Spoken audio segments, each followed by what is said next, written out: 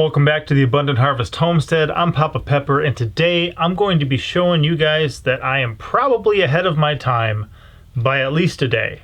And also how living in the past actually helps you prepare for the future. So this is some interesting stuff to think about. What I'm going to do first is just show you guys a little bit of evidence. Because I document things online these days, because I've made YouTube videos in the past, I can go back, look up the date of different videos I released, and then show you where before some things happened, I was way ahead of my time. And then also a situation where I wound up recently being one day ahead of my time. Now I know that's not much, but it still counts. And it is part of being prepared for the future. Now, first of all, I don't make predictions. I'm not some sort of person who, can see the future. I'm not a prophet, although I have made a profit before. Got about 40 bucks right here. But anyway, one of the situations that we ran into this year was that back at like April, May, early on anyway, because of some of the things going on, there was a giant toilet paper shortage in the United States. And all of a sudden, people don't have it. It's not on the shelves. You go to Walmart or something, and it's just all gone. And people are running around just trying to find something to wipe their butt with. If we back up just 6 months before that, last September, you'll see that I'm already talking about wild things we pass every day, for some of us, that we could grab and wipe our butt with. People have used this as toilet paper, or if you're in a bind, it's an absolutely beneficial way to get the job done. Now that plant mullein there, we grow it intentionally on our homestead. It's got a lot of other uses. There's a whole video we made about one of the ways we were building our pastures with it and some of the other uses. But one thing people do is use it for toilet paper. Some people even call it cowboy teepee. But that was back in September of 2019. Okay, there I was probably 6 months ahead of my time. But when it comes to finding alternatives for butt wipe, let's back up to December of 2017. This one here, if people would have applied this, and the problem is I didn't do a very good job tagging it. I didn't use a very good description. It was kind of basic. I've revised it a bit since then because I want to be able to get this information into people's hands and into their heads and help them. So hopefully it'll do a better job showing up in search engines. And I've just done a shrunk down version of this. But this was December of 2017. And I was already talking about alternatives for teepee. It's a little kind of taboo, but I'll roll an edited version of it now and let you guys check it out. It's kind of a touchy subject, but I'm in the bathroom today doing some thinking. Not everyone's going to feel comfortable talking about it. You're completely nuts. What's wrong with you? That nobody has to do this. I'm not suggesting anyone do this. Toilet paper. Everyone wants to save the trees, but you don't think about the fact that your butt kills about 4 trees a year. Where are those trees going to come from, huh? You planting trees? I'm planting trees. So what are you going to do? Just going to let your butt keep killing trees every year? And just hope, hopefully there'll be something for my kids and their kids to wipe their butts with when they get older, because my butt's taking out 4 trees a year. What are you going to do with that? Why are we killing all these trees, folks? I breathe oxygen. Trees make oxygen, My butt don't make oxygen. Need some trees.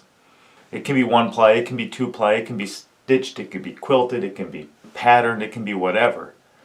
But the deal is, it's normally cold, it's normally hard, and it's normally use once and throw away, right?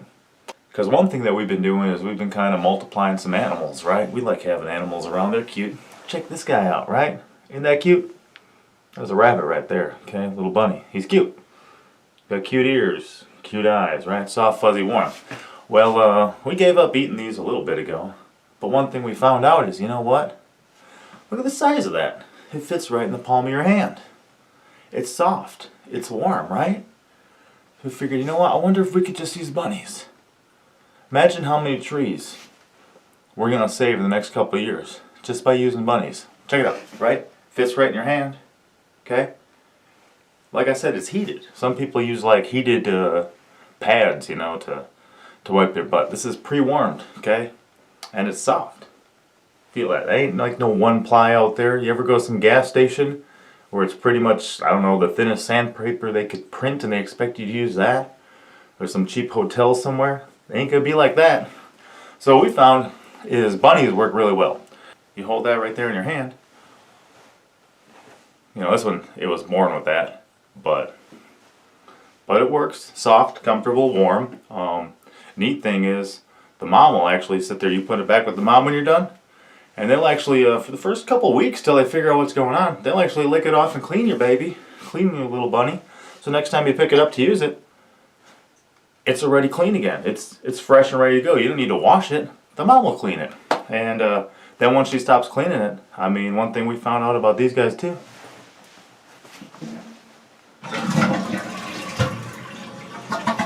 They flushable.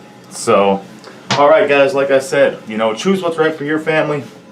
Honestly, people, I did it more from an eco standpoint of saving the trees and how we can get away from using so much paper.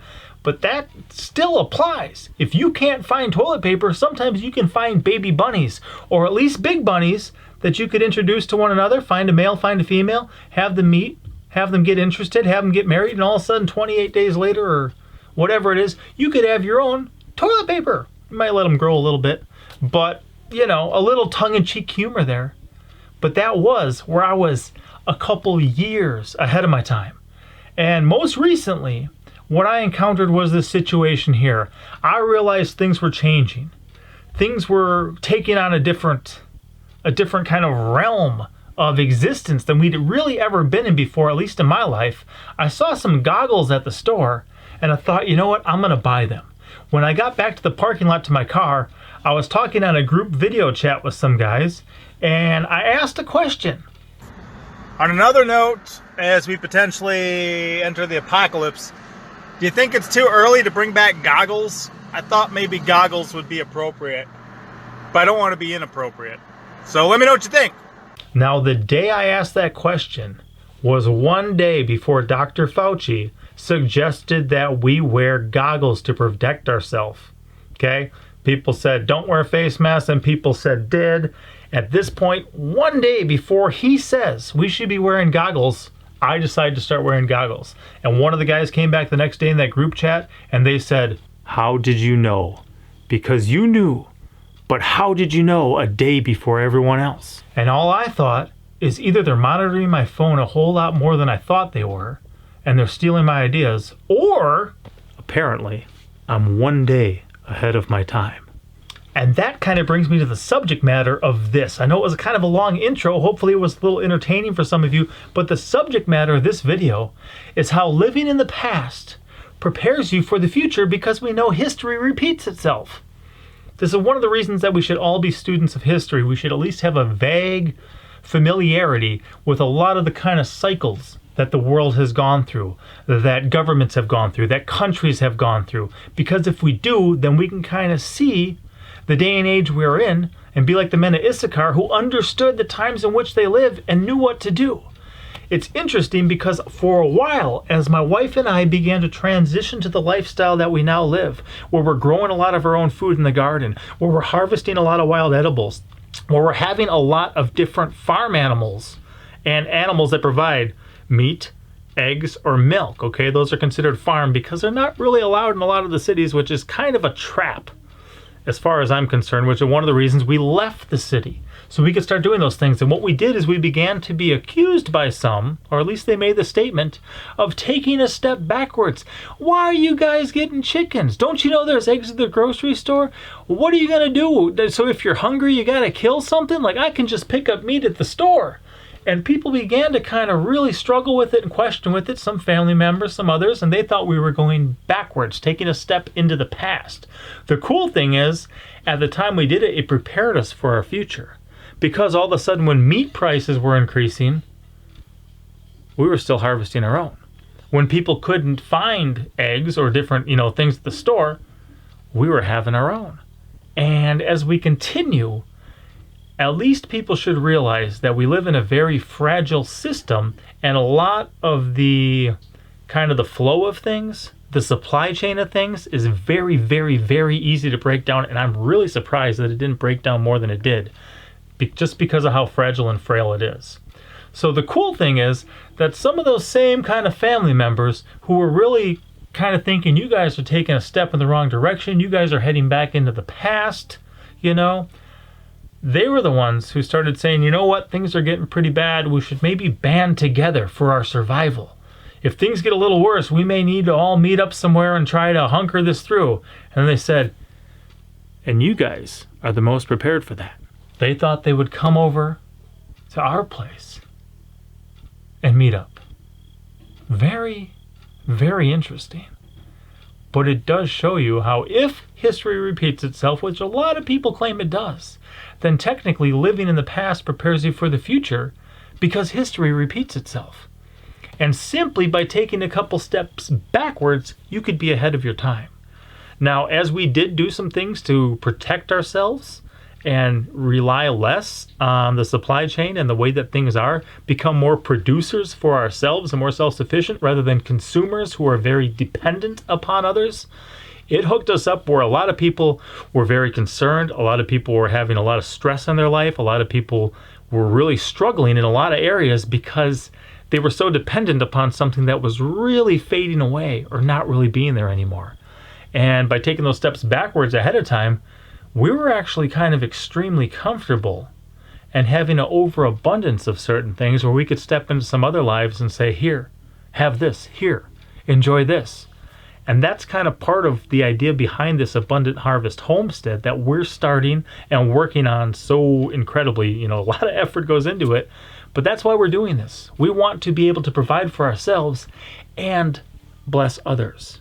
And that's part of the reason we make these videos. That's part of the reasons we share these things. So for instance, there's certain things like some nights, I'll just shut off all the lights. I'll light a gas lantern and we'll read the scriptures. You know, we'll read the Bible under pretty much candlelight, under gaslight, you know, from the little lantern. Because one day the power may go out and it may not be on for a while.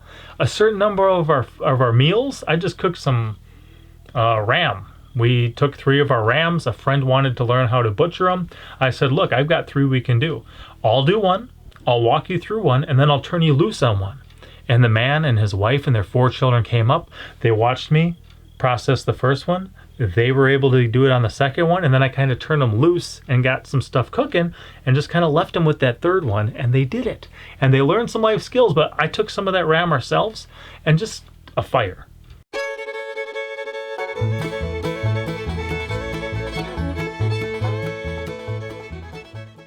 No seasoning, just lit a fire and cooked it on there, and we enjoyed a wonderful, tasty meal. But there's a time in the future where maybe my gas stove won't work. Maybe the oven won't work. Maybe I won't have seasonings to enjoy. So if I kind of just take a step back, enjoy things a little simpler and a little easier, it prepares me for the future. Like I said, guys, hopefully there was some good stuff to think about. I'll also link a video called 10 Things You Should Have Already Done. And this one I put out right after things started really changing. It's such good, important food for thought. And I wish people would heed or at least think about these things because they're things we can all do right now that'll help us where if something happens like that again, and it very well may, that we'll be ready and prepared for it. Hopefully this blesses some of you guys. I appreciate you. If you like this video, please give it a thumbs up. It doesn't take much, but it helps. And if you don't follow or subscribe yet, feel free. And share this videos with others if you think they'll get a kick out of it, or if it's some good food for thought, or if it's just something you think that they may receive well and kind of put into plan and action in their own life. Appreciate you guys. Papa out.